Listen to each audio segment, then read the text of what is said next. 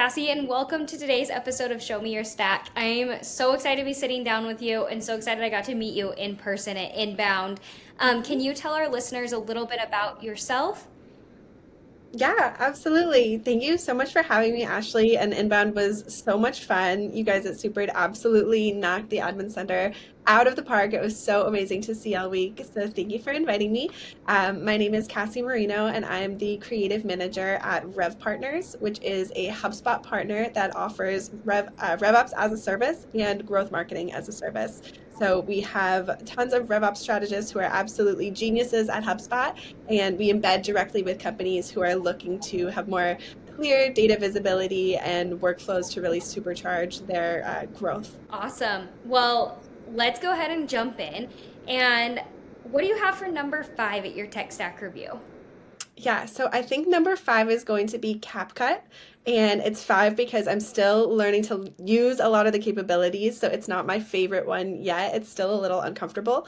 But using CapCut to edit videos, not just for myself, but for our full 70-person team, doing things like cutting out dead noise, adding captions, adding music, probably using CapCut every day. Awesome. That's a win for me because I have not heard of this tool, so definitely going to research and dive into that one. What do you have for us at number four?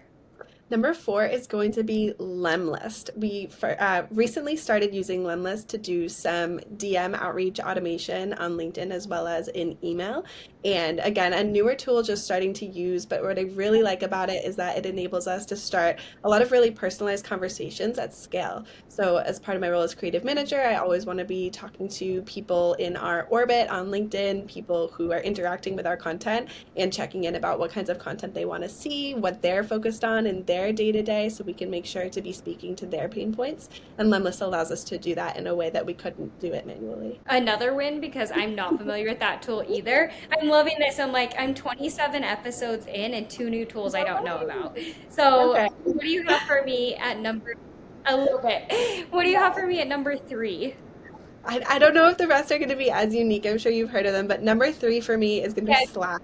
Right? Like I absolutely love Slack. I'm obsessed with it. I was a really early user back in college. One of my internships used Slack. Had never heard of it before. I think as someone who works in content and team personal branding, I get a ton of stories from Slack, and I'm also able to give Mhm. coaching to people. We have a whole creator coaching channel in our Slack, which is probably pretty unique to Rev Partners. So I can do a lot of content feedback, content tips, tricks, coaching right in there, and have everyone see it at once.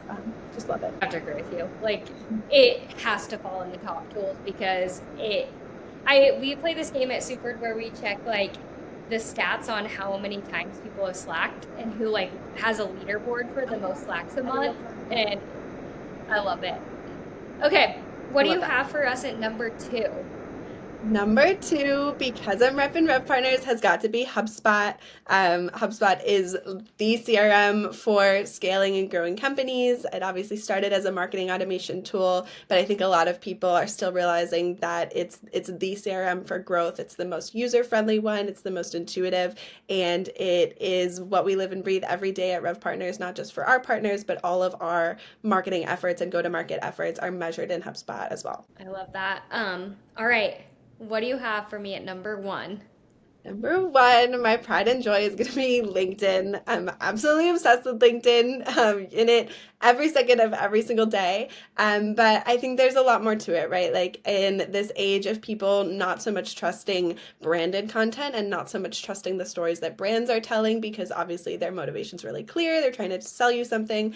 Building out the personal brands of everyone on your team. I know Super does this incredibly well as well, is just such a valuable asset. It's such a valuable resource. You can just reach thousands and thousands of people that otherwise aren't coming directly to your brand, but are still going to be interested in the human stories behind your brand. So I'm on there all day, every day, not just ghostwriting for executives, not just helping our team with their content, with editing and things like that, helping them create video series, but also just being a part of the community. So commenting, replying, sharing my own story, and kind of having that industry knowledge of what are people actually talking about in SaaS, in tech, in business, so that I can bring those insights back to the team and encourage content around those conversations. Okay, I'm so glad this landed on your tech stack, and I was really hoping because when I asked to sit down with you, I was like, your LinkedIn content is amazing. It's so authentic and just you do a really, really great job with it. And so I was really hoping for our listeners that it landed here. So That's really, really kind thank and you. right back at you. Again, you guys at Super as a team have just crushed LinkedIn. And I think you just made a good point, right? That it just goes back to vulnerability and sharing your personal story and sharing what you're working on. And this is something we're trying to practice at RevPartners, kind of understanding that things that might be really boring to leaders on our team, like data visibility, they think that's so bread and butter. To someone else, that might be like pretty revolutionary. So just remembering that sharing the little bits of your day to day could actually really open up someone else's mind who's just getting started or is a couple years behind you. I love that frame of mindset too. Um, okay, let's shift gears. And since you are in a client facing role and you're talking to people all the time, what are you hearing about that's making you really excited as far as new tech stacks go? Yeah. So I am, like I said, I'm in a lot of DM conversations every day, thanks to Lemlist, with people who have engaged in our Rev Partners content who are kind of in the orbit. And I'm getting a lot of responses around AI, which is really, really exciting. I didn't mention, but it probably should have been on my list. ChatGPT is a like favorite one of mine. I'm in it all day, every day. And I think we're all just kind of at the beginning of figuring out how to optimize it. I don't use it for copy paste written content at all, like strongly advise against it. But as far as sparking ideas, kind of getting things going, understanding your customer pain points, I mean, when I was a BDR, we didn't have ChatGPT, and now having the ability to use AI to dig deeper into customer pain points without spending a full day researching or interviewing 20 people, I think that's a game changer. As well as obviously kind of automations. We know that HubSpot has Breeze AI now, and that can take a ton of work off of the plate of BDRs and AEs by researching the company, researching the industry, kind of summarizing last touch points and all of that.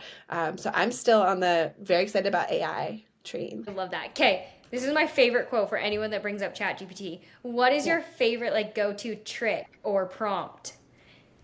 Yeah. Oh my gosh, I have so many. It really should have been on my list. If you had a sixth one, it would have been number one. But I think I have a thread in ChatGPT that is specifically for Rev Partners, and I've been training it for months, and I've trained it to learn the voices of all of our executives so that I can actually go back and say, like, think like Brendan, who's our CEO and co-founder, draft up something from his perspective, or tell me what someone like Brendan would be thinking about when they're thinking about bringing on RevUps as a service. So I do a lot of like, tell me what this kind of person might be thinking about. And then from there, creating content, not just for myself, but the whole team, the brand account, TikTok ideas, kind of everything like that. I love that.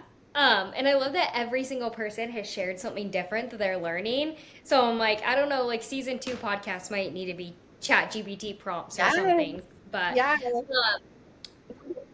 what are you working on right now? What are you wrapping the year up with? So much. I think right now we are really trying to double down on our marketing attribution in HubSpot. So knowing that we do a really great job with events, we do a really great job with team personal brands and content, but how can we attribute everything back to the leads that we're generating in HubSpot? So we're doing a lot of meeting with our internal strategists who are geniuses and Mm-hmm. create a lot of the playbooks that our strategists use for our customers, but they're also leading internally. How can we really optimize? So doing things like generating tracking links that the whole team can use in their content is something. Now that we've got the whole team up and running, 40 people creating personal brand content, how can we kind of weave in links to actually, guide people back through a funnel, get people into a sequence where they're getting that more in-depth educational Rev Partners content, even if they found someone from a more personal brandy content. Obviously, we want to guide them through to realizing how much Rev Partners could really help them grow as a company. Love that. All right.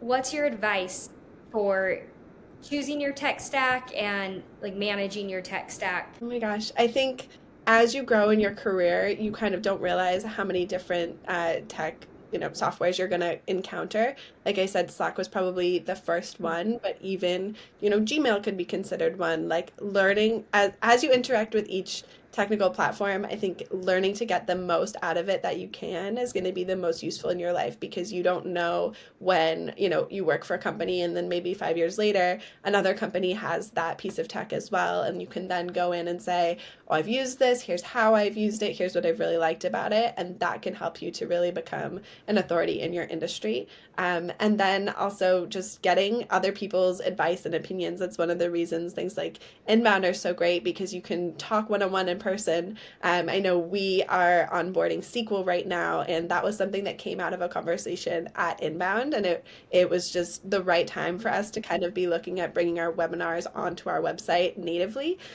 So being really kind of in the industry with relationships and taking the advice of people who are also trying to build their own tech stack. I love that. Yeah. Awesome. Okay. Well, it was really nice to sit down with you. And for those of you who don't know Cassie, follow her on LinkedIn. Like, seriously, the best LinkedIn content. We try. So I'm looking forward to watching you grow and see what next year has in store for you and Red Partners. So thank you so much. Thank you so much, Ashley. Keep crushing it at Supered. I know you do a million jobs, you wear a million hats there, and you just absolutely shined this year. So it's been so great getting to know you, and I'm sure we'll talk soon. Thank you. Great. Let's shuffle up and show me your tech stack, where every episode is a high stakes reveal of the tools that are aces in our guest book, where chips are down and digital decks are on the table. Are you ready for the best in class tech? Let's deal these cards and see what comes up. Who's ready to double down on digital innovation with me?